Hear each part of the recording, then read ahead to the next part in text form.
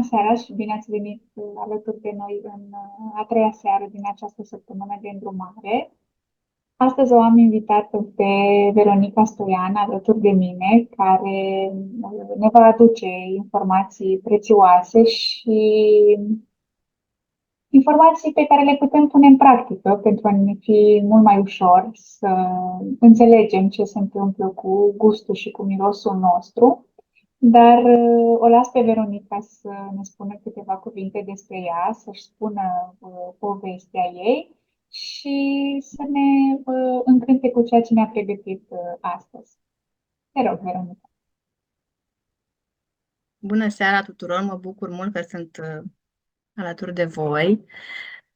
Uh, Numele meu este Veronica Stoian și acum sunt și în rolul de terapeut, de coach și multe etichete din acestea pe care majoritatea le avem. Mai nou și practician EFT și Matrix Reimprinting, Recall Healing, NMG și multe altele. Povestea mea a început, adică am început să mă trezesc, sinceră să fiu, de la uh, niște etichete alopate pe care le numesc eu acum, dar în 2009 am experimentat prognostic, îi zic eu acum, de cancer la colon. Când a fost momentul de trezire, a fost prima dată când am mers la psiholog, am lucrat atunci intens cu Minovara, am citit zi și noapte peste 40 de cărți de autovindecare și descoperire de sine. Într-adevăr, am urmat și un stil de viață sănătos. Atunci am renunțat la carne și lactate, iar în luna septembrie deja analizele erau curate ca lacrima. Apoi, bineînțeles, m-am culcat pe ureche, cum facem majoritatea, și în 2011 m-am trezit cu o displazie de col, cu risc destul de înalt de cancer, stări anxioase și episoade depresive. Iarăși, un stil de viață sănătos, lucru intens cu sine, analizele au ieșit, adică medicii au fost foarte surprinși că după 8 luni de zile în care mergeam, vă spun sincer, din 3 în 3 săptămâni sau lună de lună la un control la un spital oncologic și îmi făceau colposcopie destul de dureroasă, au fost surprinși și să-mi spună că aveam colul ca al unei domnișoare, ziceau ei, cât de mult contează stilul de viață sănătos și lucru cu sine. În 2019, operație extirpare vezică biliară, pentru că se pare că nu lucrasem suficient cu furia, care nu știam că e acolo, se pietrificase. În 2020, după 5 săptămâni de stat în spital la căpătâiul mamei, am stat chiar 12 ore pe zi, văzând-o cum se stinge într-un sistem plin de nedreptate, neputință și condiții inumane. După moartea mamei, când am simțit intens devalorizare, că nu am fost suficient de bună să o salvez și a murit în condițiile acelea pe care le arătau la televizor în perioada pandemiei, legată de mâini și de picioare și fără să o ajute nimeni, că eu nu mai puteam să intru în spital. S-a întâmplat chiar în ultima, adică când începuse pandemia, atunci a plecat ea în lumină. Declanșarea unei boli autoimune, și anume spondilita anchilozantă, pe lângă Lyme, bursită, sub ocluzie intestinală, vă spun sincer, am fost la peste 30 de medici în 2020 și cu diverse etichete alopate. Atunci am descoperit-o pe doctora Crina Vereș, care îi sunt profund recunoscătoare. De atunci am început să fac cursuri și să lucrez intens cu mine. Dacă în trecut munceam 10-12 ore pe zi și mă refugiam în muncă, fugeam de mine și de viață, nu eram prezentă, ci eram prinsă în caruselul de emoții negative care îmi conducea viața.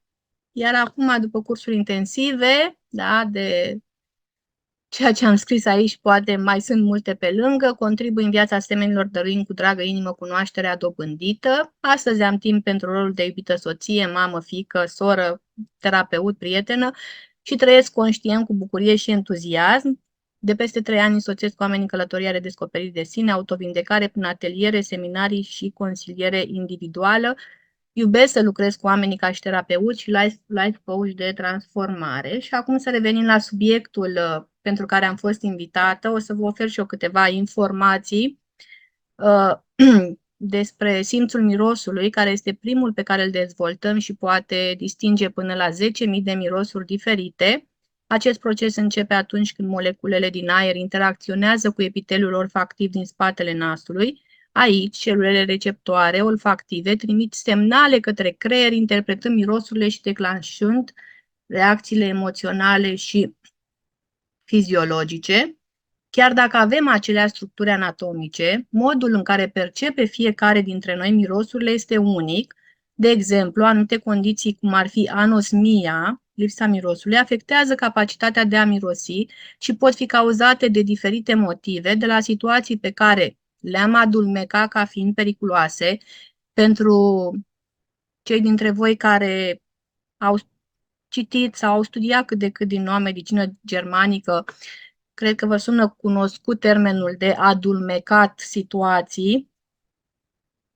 Interesant este că mirosul și gustul sunt strâns legate, iar o pierdere a simțului olfactiv poate afecta capacitatea de a savura diverse arome. Latura emoțională a mirosului, nasul nu este doar un organ fizic, ci și un ghid al emoțiilor și al instinctelor noastre.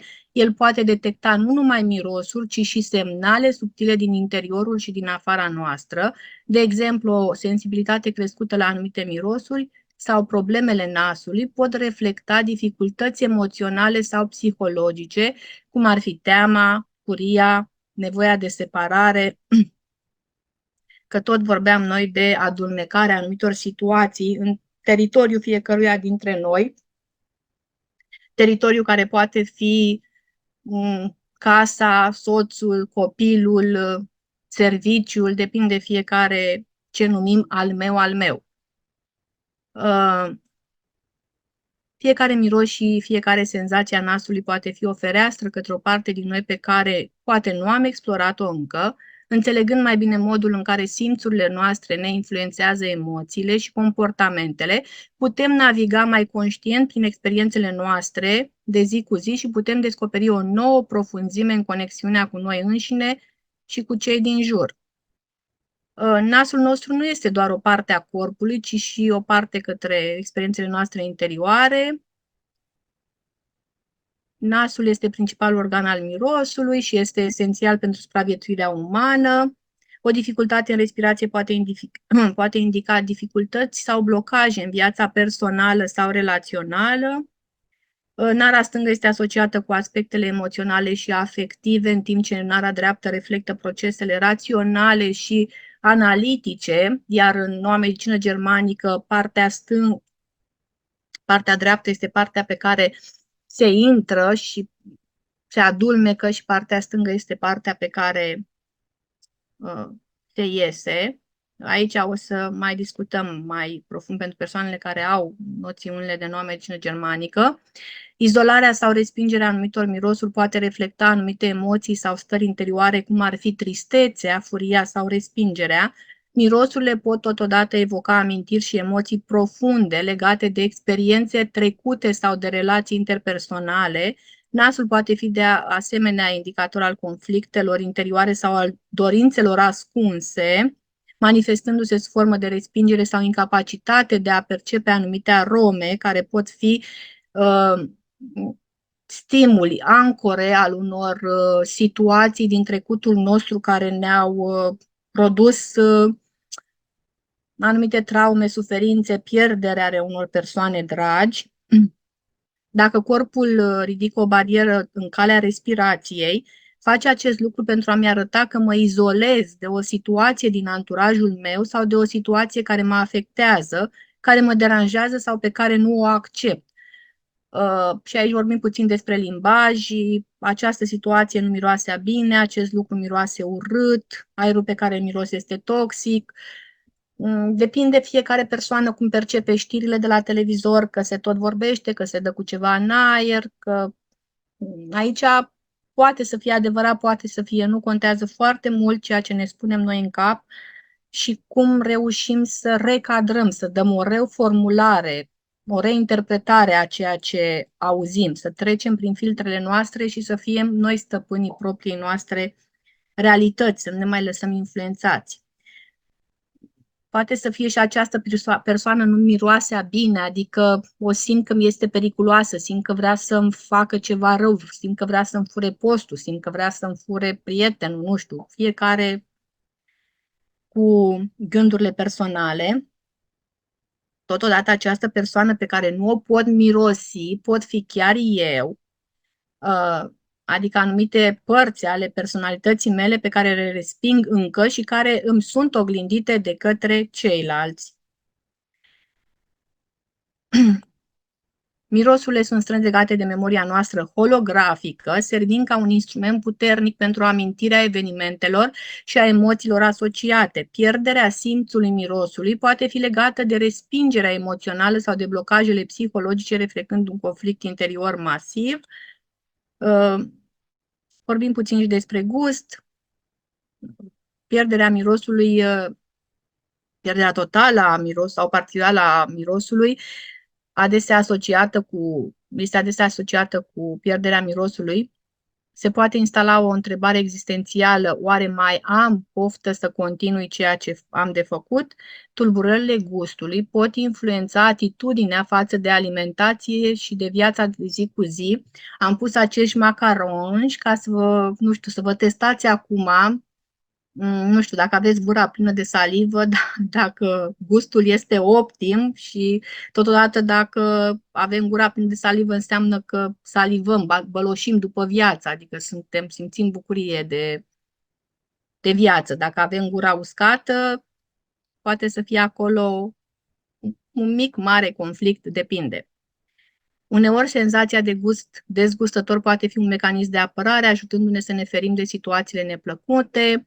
Neutralizarea sau diminuarea simțului gustativ poate fi o modalitate de autoprotecție, dar poate afecta și conexiunea cu propria ființă și cu ceilalți. Este important să reflectăm asupra modului în care tulburările gustului ne afectează viața și relațiile. Schimbările necesare pot include adaptarea dietei, un stil de viață sănătos, căutarea de tratamente alternative, cum ar fi uleiurile esențiale sau explorarea aspectelor emoționale și psihologice asociate și înțelegerea profundă a propriilor reacții și emoții poate fi cheia în gestionarea și depășirea tulburării gustului. Este esențial să rămânem deschiși la schimbare și să căutăm soluții care să ne permită să trăim o viață plină și autentică, chiar și în fața provocărilor. În seara aceasta eu vă prezint tehnicile, cum putem să lucrăm cu pierderea parțială sau totală a gustului și mirosului prin tehnicile de eliberare și echilibrare emoțională, și anume EFT-ul, care acționează asupra corpului energetic, spațiul interior, spațiul nostru interior, unde sunt stocate trăirile, emoțiile și gândurile noastre. Tehnicile de eliberare emoțională ne ajută să privim în interior prin toate perspectivele și părțile noastre interioare. EFT-ul este o versiune emoțională a acupuncturii fără ați, ce doar este o presopunctură ușoară pe care o putem să o facem și noi înșine. Este un exercițiu unic care ne calmează în așa fel încât să putem să gândim mult mai clar asupra unei situații. Afirmația care stă la baza tehnicilor EFT este: cauza tuturor emoțiilor negative este o întrerupere în sistemul energetic al corpului, spune Gary Craig. Ce este corpul energetic? Probabil majoritatea ați auzit sau sunteți familiarizate cu corpul energetic. Este depozitul informațional al vieții, păstrând fiecare trăire, emoție și gând, încă din pântecul mamei și, bineînțeles, și trăirile, gândurile, emoțiile mamei noastre și ale bunicilor și străbunicilor noastre. EFT-ul combină presopunctura cu psihologia modernă pentru a elibera încărcătura emoțională negativă asociată amintirilor traumatice. Cum funcționează? Poate susține cu succes vindecarea emoțională și fizică prin eliberarea emoțiilor reținute. În sesiunile de EFT se creează un spațiu optim securizant pentru a te reconecta cu părțile reprimate ale ființei tale. Ne poate ajuta într-adevăr în recăpătarea gustului și mirosului prin scăderea în intensitatea emoțiilor care sunt reprimate sau blocate și, bineînțeles, în multe alte situații, ajutându-ne să ne eliberăm și să ne transformăm pentru a ne înțelege potențialul maxim, poate fi aplicat în absolut orice situație de viață. O să vorbim, probabil ați mai auzit de această tehnică. Aici este punctul karate, da? Este un punct corespondent meridianului subțire și prin ciocănirea ușor a acestui punct se trimite energie chiar și în zona gâtului, urechilor, zonei lombare, iar psihologic se poate acționa asupra stării de iritare, frică de viitor, rigiditate în gândire, iar aici lateral o să vă rămână această informație. Eliberează și disipează lipsa de încredere în sine, posibilă opoziție a subconștientului la realizarea obiectivelor, gândurile negre, frică de eșec sau de succes. Apoi avem aici aceste două puncte, început sprânceană, iar se pot tapota ușor sau persoanele care nu simt să se ciocănească se pot doar atinge, da? Iar începutul sprânceană este punctul de început al meridianului vezică urinară. Ciocănind acest capăt de meridian, se poate aduce energie în zona pelvină și în toate organele corespondente, prostată, testicule, ovare, uter, etc. Din punct de vedere psihologic, se poate elibera frustrarea sexuală, nervozitatea, agitația și rezistența la schimbare, disipează traumele lăsate de diferite evenimente, lipsa ambiției, a chefului de a face ceva, stagnarea indiferent de domeniu.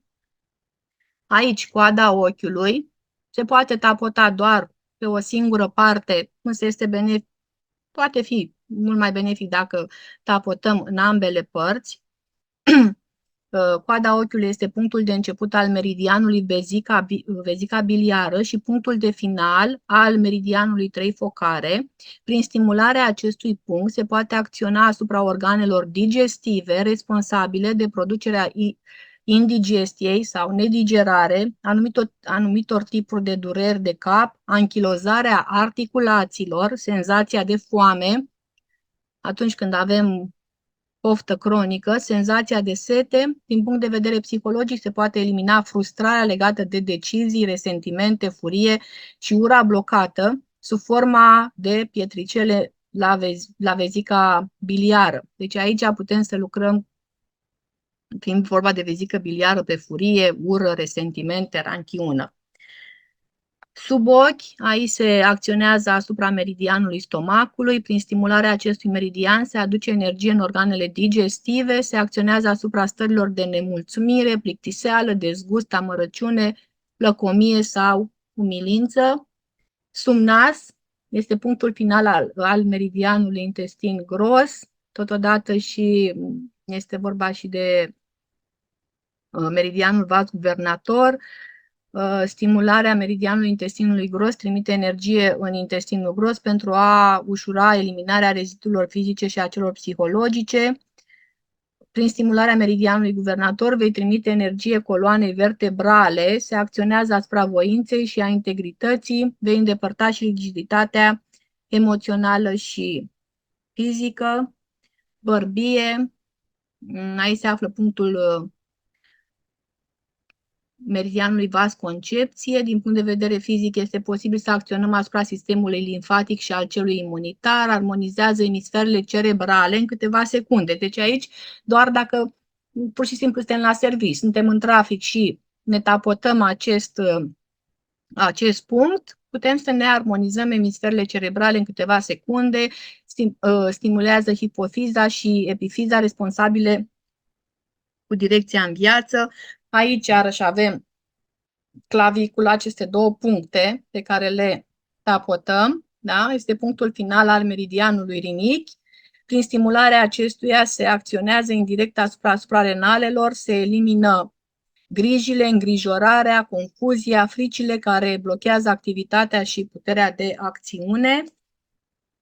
Aici, sub braț, Bine, se poate ridica brațul și tapotăm așa sau se poate pur și simplu cu mâinile.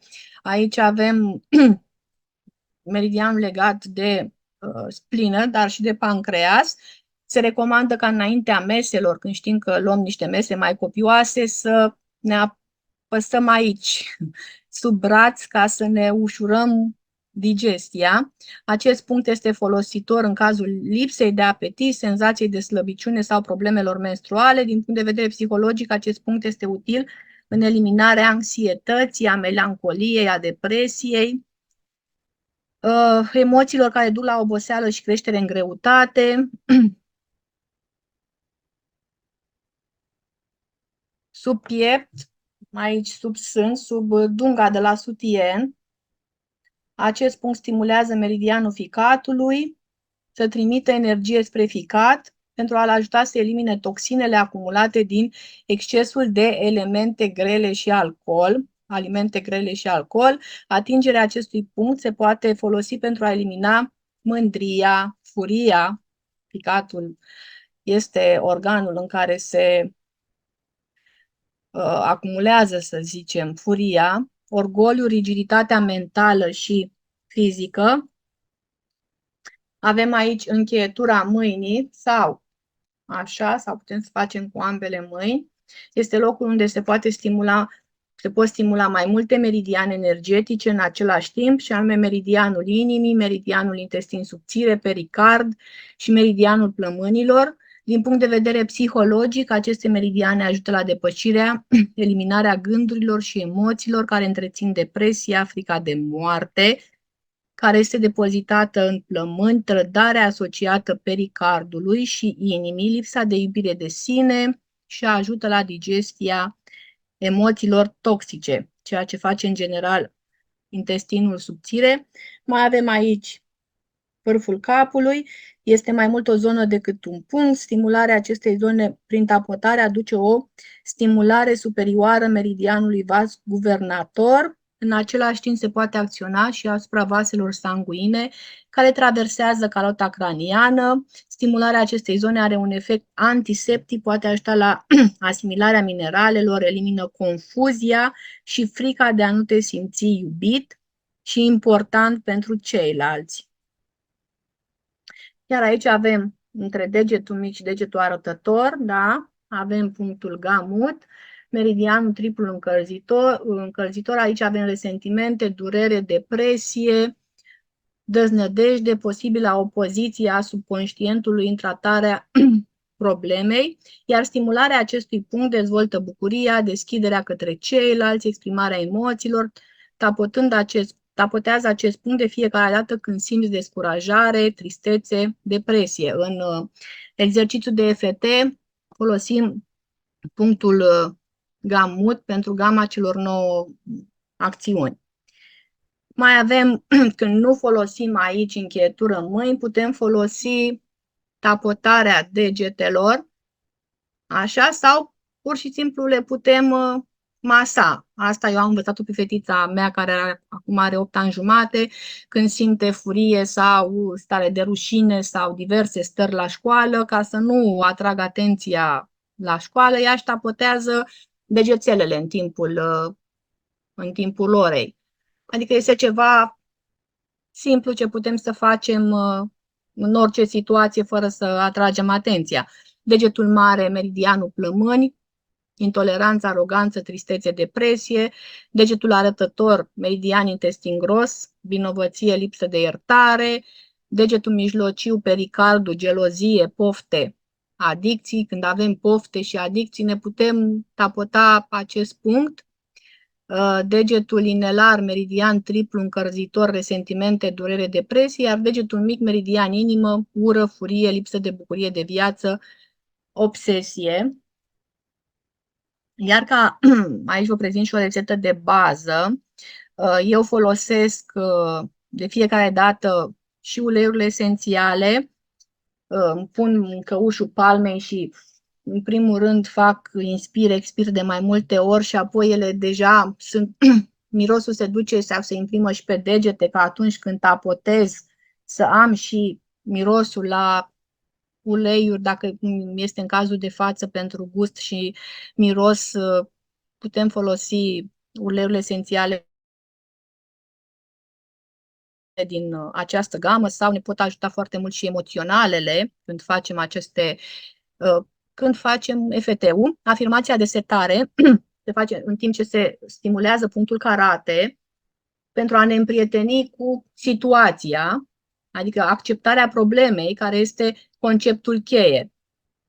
Afirmația generală de setare, dacă luăm cazul lipsei de gust și lipsă gust și miros, deși am această situație, deși experimentez faptul că nu pot respira optim încă, deși nu simt gustul încă, mă iubesc și mă accept complet și total sau așa cum sunt.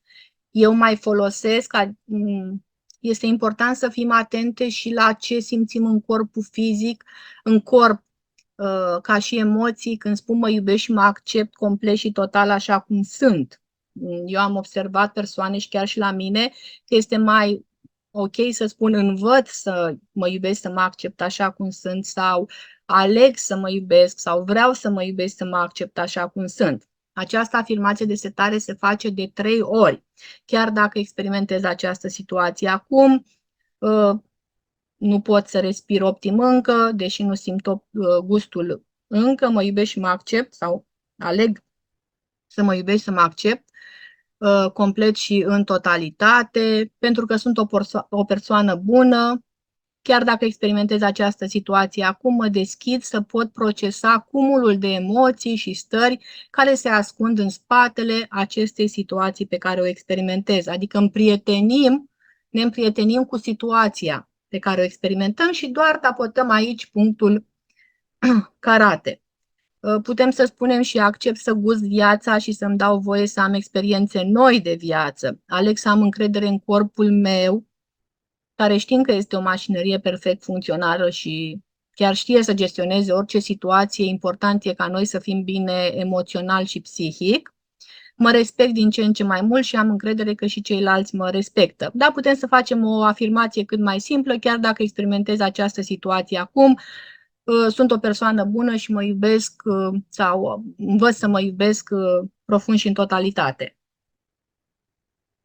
Apoi, partea a doua, mai putem spune, accept această stare de restricție de moment a respirației mele și aleg să adopt o atitudine deschisă și de încredere în mine și credință în divinitate. Iar partea a doua, tapotăm fiecare punct pe care vi l-am prezentat mai devreme, repetând afirmația de setare. Chiar dacă experimentez această situație, această stare de restricție de moment a respirației, aleg să mă iubesc, să mă accept profund și în totalitate sau vreau să mă iubesc și să mă accept profund și în totalitate chiar dacă experimentez acum această stare. Această stare de restricție de moment a respirației. Observ această stare, îmi dau voie să simt această stare și învăț să mă iubesc, să mă accept profund și totalitate cu această stare, tapotând fiecare punct, da, și repetând afirmația de setare și spunând accept, trimitem mesaje creierului că acceptăm sau ne străduim sau învățăm să acceptăm situația și astfel scădem în intensitate frica. Sau putem să spunem, această stare de restricție de moment a respirației, această stare de lipsă de gust pe moment. Eu folosesc, nu pot să respir optim încă, nu pot să am gustul optim încă. Folosind încă, îmblânzesc puțin situația, adică transmit mesaj creierului că eu am încredere că mă vindecă, în curând o să pot să respir sau să am gust din nou optim. Repetăm această afirmație de mai multe ori, iar eu atunci când lucrez cu oamenii sau cu mine însă, caut și emoția. Adică dacă mă întreb persoana din fața mea, cum te face să te simți această stare de restricție de moment a respirației. Dacă ar fi să asociezi o emoție acestei stări de lipsă miros, lipsă gust, ce emoție ar fi? Da? Și în general, ce poate să fie? Emoție de frică, emoție de neputință, stare de neputință, de furie, de frustrare și apoi se face din nou uh, setare pe emoția respectivă. Adică chiar dacă simt frică că nu pot să respir optim și mă iubesc și mă accept așa cum sunt. Iarăși e foarte important, aici ar mai fi faza de readucere aminte cu prescurtarea problemei, adică această situație, această restricție de moment a respirației, această lipsă de gust, miros, doar putem, ca să simplificăm, putem doar să trecem prescurtând problema, iar partea a treia este aici secvența, gama celor 9 acțiuni. Ce reprezintă aceste 9 acțiuni? Să echilibrăm emisferele în timp ce tapotăm punctul gamut, închidem ochii, deschidem ochii, privirea cât putem sus, cât putem jos, fără să mișcăm capul, cât putem dreapta jos, stânga jos, rotim de la stânga la dreapta, de la dreapta la stânga, se fredonează o melodie câteva secunde și se numără, nu știu, din 1 în 1 până la 20, din 5 în 5 până la 35.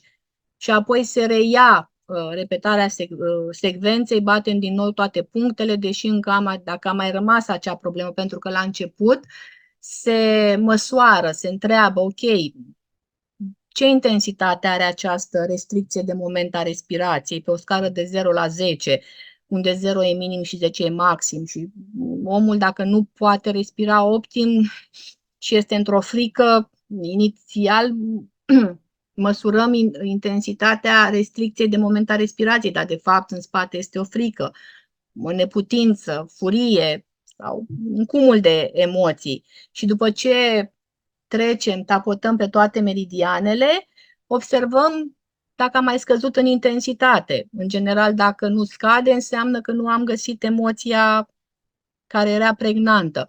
Însă atunci când faceți voi cu voi înșivă, puteți să nu puneți atât de multă presiune, ci doar să tapotați punctele, să faceți o afirmație de setare, chiar dacă am această situație, învăț să mă iubesc, să mă accept așa cum sunt, cu toată această situație. Chiar dacă o parte din mine nu acceptă încă această situație, că poate atunci când omul este într-o situație critică, când chiar nu poate să respire și vine această afirmație că mă iubesc și mă accept așa cum sunt, ne dăm voie să spunem, chiar dacă o parte din mine nu acceptă această situație, accept și faptul că nu accept. Adică eu acum când am făcut acreditarea pe EFT, am învățat multe metode care sunt mult mai acceptabile, să zic, pentru psihicul nostru, să nu punem și mai multă presiune decât este. Și ce avem de...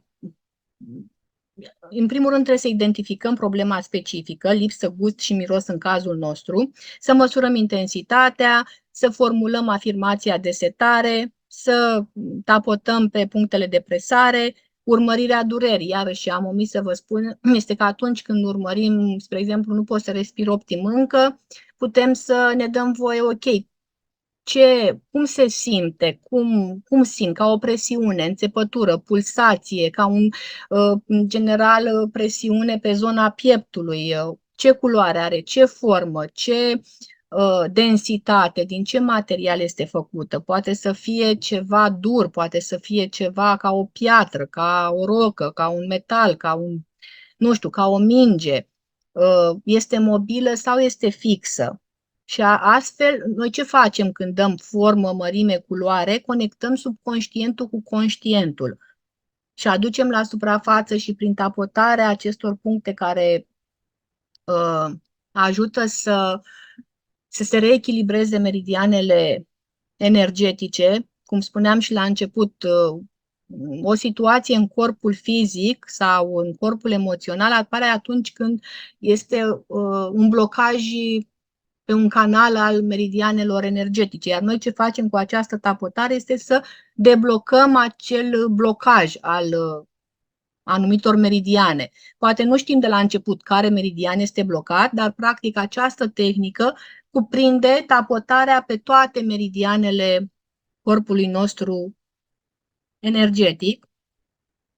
Aici eu am terminat prezentarea și simt să vă împărtășesc și o experiență personală. Bine, am trecut prin aceste stări de pierdere gust și miros în ultimii 2 ani de 2 ori, iar prin stări de gripă și așa numitele gripe de sezon de mai mult de 6 ori, destul de intense.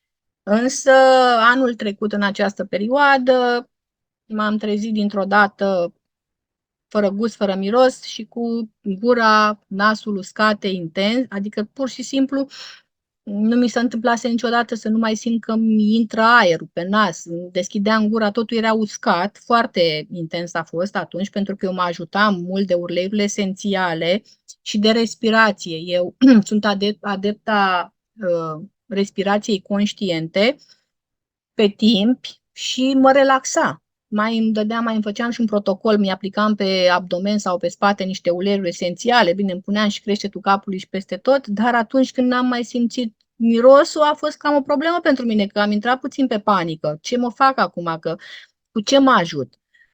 Seara vă spun sincer că nu puteam să dorm pentru că dacă mă puneam pe pernă, simțeam la propriu că mă sufoc și trebuia să stau în fund. Într-adevăr, atunci am perseverat, chiar dacă nu am văzut rezultate imediate, am folosit tehnica aceasta EFT, într-adevăr, îmi făceam inhalații, coboram noaptea la bucătărie, n-aveam somn, ok, decât să stau să intru în frică, panică, anxietate, hai să văd ce pot să fac. Și îmi făceam cu uleiuri esențiale inhalații, chiar dacă nu simțeam niciun miros. Vă spun sincer că făcând asta seară de seară, aveam așa pentru câteva secunde sau minute, când puneam cimbru, lavandă, rozmarin sau ce mai puneam eu acolo, simțeam, adică îmi revenea puțin mirosul, iar îmi dispărea. Și iarăși ce m-a ajutat atunci mult este că am perseverat, nu m-am dat bătută și chiar mă gândeam într-o seară, ce pot eu să mai fac să pot să adorm, că nu reușeam nici să dorm. Și m-am gândit la Joe Dispenza, că tot auzisem eu că el și-a vindecat coloana doar prin puterea vizualizării și atunci asta mi-a trecut prin cap. Am zis, ok, hai să vizualizez și eu că pot să respir optim. Hai să vizualizez cum intră aerul prin nas. Hai să vizualizez că mă relaxez. Și prin perseverența aceasta chiar am reușit. Am folosit, atunci vă spun sincer, chiar dacă nu aveam gust și miros, eu sunt responsabilă când spun asta, tămâie, adică sub limbă, nici nu mai număram picăturile și în creștetul capului și peppermint și adică am folosit foarte intens gama de uleiuri esențiale și am lucrat mult cu partea emoțională, făcând că pe lângă faptul că nu aveam gust și miros, aveam și niște dureri intense de oase și articulații, de-abia mă mișcam și nu puteam decât să întapotez așa buricele degetelor, că vă spun sincer, nu aveam și stare de amețeală, de greață și toate veniseră la mine și nu venea să mă tapotez aici în creștetul capului, că îmi crea și mai multă amețeală. Și ce puteam să fac era decât să tapotez buricele degetelor și să spun, chiar dacă experimentez această situație, mă străduiesc să mă iubesc, să mă accept așa cum sunt. Și iarăși eu ce fac în exercițiile one-to-one sau ce puteți și voi să faceți totodată este după ce faceți afirmația de setare și tapotați odată afirmația de setare prescurtată, să zic, să vă dați voie și să lucrați. Nu mai suport această stare. Îmi vine să țip, îmi vine să urlu. Este îngrozitor, adică să scoate și tigrul din voi. Cuvintele acelea nespuse, să plângeți, să țipați, adică, ok, până să ajungem să recadrăm, eu am, nu știu, a făcut mult sens pentru mine când am studiat și cu Gilbert, el asta spune. Întâi de toate, scoate tigrul din tine, n-ai cum să pui în continuare miere peste rahat. Să ne dăm voie să fim oameni, că la bază toți suntem oameni, la bază fiecare din noi avem și emoțiile astea pe care noi le numim negative. Nu, emoțiile sunt doar energie în mișcare și depinde de noi cum mișcăm acea energie. O mișcăm în mod constructiv sau în mod destructiv pentru noi. Și furia poate să fie benefică, și frustrarea, și frica. Sunt doar emoții, dar dacă învățăm să le identificăm și să le gestionăm, să lucrăm cu ele, o să putem să fim noi la controlul lor, nu ele la controlul nostru, atunci când le transformăm în sentimente și comportamente. Nu știu cât de mult face sens pentru voi ceea ce am împărtășit. Sper să fie adus un plus valoare în seara aceasta. Eu, pentru cine este interesat, eu țin și ateliere de identificare și gestionare emoției și lucru intens în această practică de EFT și Matrix Reimprinting, de imprinting și multe alte tehnici. Și vă urez gestionare, nu știu, optimă și benefică. Fiecare situație are o rezolvare, mai ales dacă alegeți să folosiți și gama de uleiuri esențiale care ne ajută, ne susțin în această perioadă de lucru cu noi înșine. Avem un plus, avem ajutoare de calitate, să zic așa. Vă mulțumesc! Mulțumim și noi, Veronica, că ai adus aceste informații și că ne-ai învățat exercițiile. Eu personal am învățat câteva exerciții pe care o să le și aplic de acum încolo. Iarăși foarte important, nu trebuie să fie o anumită ordine. Când omul este într-o suferință, eu din proprie experiență vă spun, nu prea avem, nu știu, răbdarea necesară să mai facem, să nu mai știm ritmul și mai sunt perfecționiști. Și eu mai am partea asta de perfecționist cu care încă mai lucrez și nu trebuie făcut ca la carte. Aceasta este o tehnică accesibilă pe care, cum v-am spus, puteți să folosiți doar anumite puncte, puteți să tapotați decât aici, da? Puteți decât sub braț, puteți decât sub piept. Unde vă aduceți aminte? Doar aici și să repetați aceea, dacă nu vă amintiți pașii.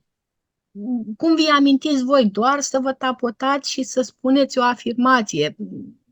În general se cască când începem să căscăm, cu lacrimi, să sughițăm, să strănutăm, atunci chiar funcționează tehnica. Eu am momente când lucrez și caz cu lacrimi și scot și niște sunete, pentru că intru în emoții și când lucrez cu oamenii mă conectez și cu câmpul celuilalt și simt emoțiile și stările din corp. Adică este un exercițiu intens și vi-l recomand cu mare drag. Dacă sunteți interesați, mai căutați, că sunt suficiente informații și pe internet. Puneți în practică, de fapt. Alegeți o tehnică ușoară pentru voi și doar să fie transformați într-o disciplină, ca să vă fie ca și instrument de ajutor. Da, uite, chiar în timp ce făceai prezentarea și urmărindu-te și mișcările pe care ni le arătai, am conștientizat că o parte dintre ele, nu toate, că unele cumva nu vin firesc, dar, spre exemplu, partea asta de tapotare în zona asta sau aici, mie de multe ori îmi vin firesc și nu știam că fac parte dintr-o tehnică. Deci să ne mai ascultăm și Da, corpul. corect.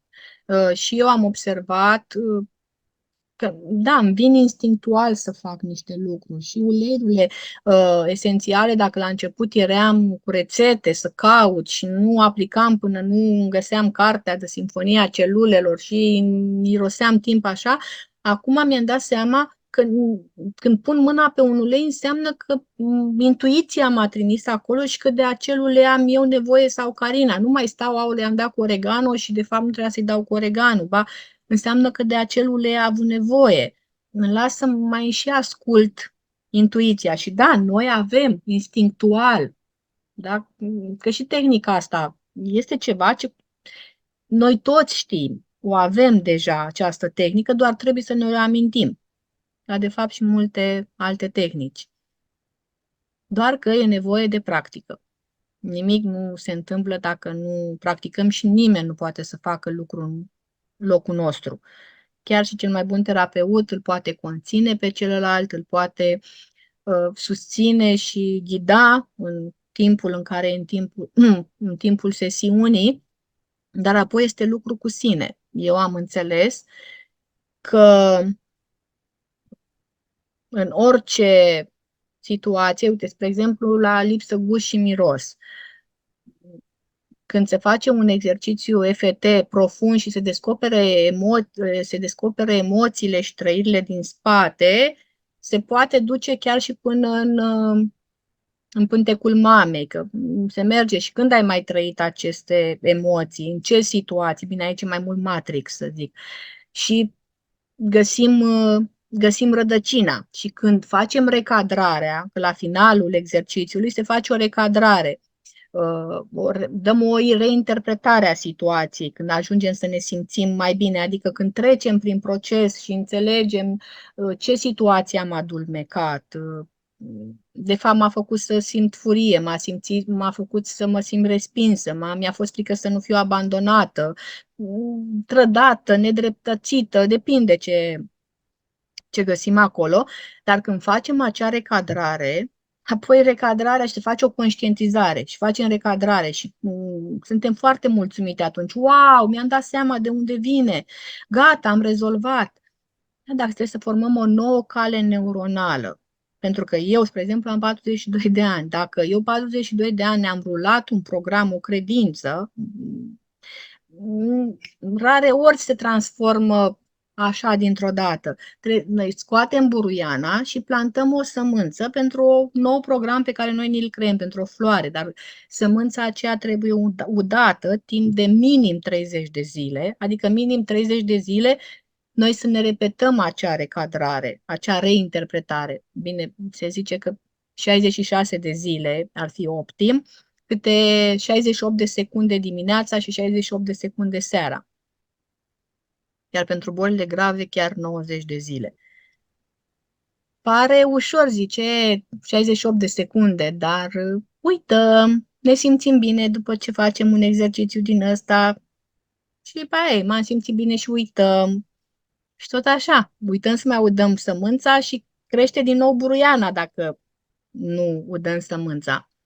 Deci este vorba de lucruri cu sine și ne putem ajuta de uleiurile esențiale care oricum ne ridică frecvența. Mulțumesc tare mult, Cu mult Veronica. drag.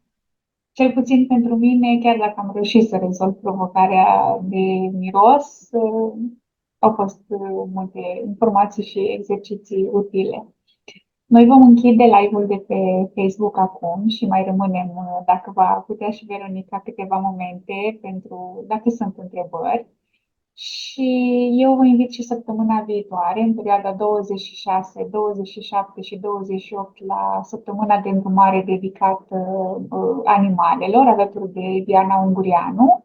Se va aborda tema tot legată de miros, ca să mergem așa în paralel în luna februarie.